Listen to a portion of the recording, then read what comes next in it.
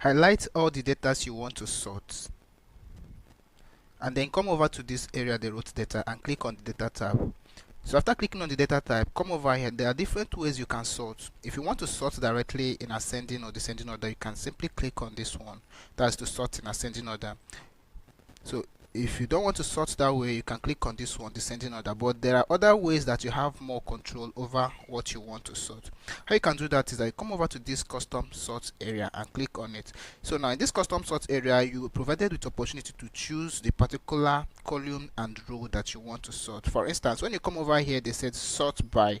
Click on this drop down and then select what you want to sort. So if you notice in our table, you will see that our table has product, unit price, quantity, and other ID.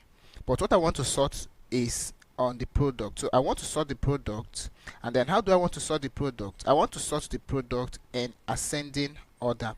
So when I click to sort it in ascending order and click OK, my product will be sorted in ascending order, ranging from the first letter to the last letter, like letter D coming before G and down to S. So that is the simplest way to sort. Now this table now is showing customers order reports with a different quantity of products and the unit price of what they order.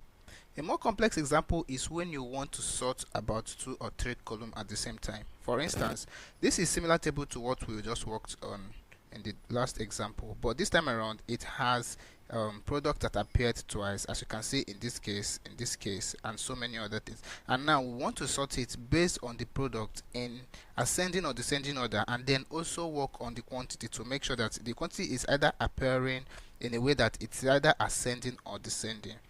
So this is how to get started. Now for you to sort, you have to start by highlighting the cells you want to sort. Now remember not to highlight this, because if you highlight this, it will start sorting the number and rearrange the serial number. This is just a serial number and not necessary.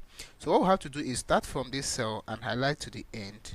Repeat the same process by clicking on data tab, then come over to this custom sort and then set your parameters. Now the first parameters I'm sorting is that I want to take note of the product. So I click on the product and I say I want to sort the product based on ascending order. Then for me to sort the next column, I'll simply head over to this place they wrote add. I click on add. It will provide me with another field. Then I will now want to sort this one.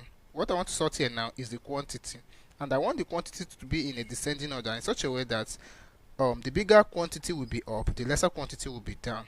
So after doing this, I'll click on OK and then watch my products rearrange.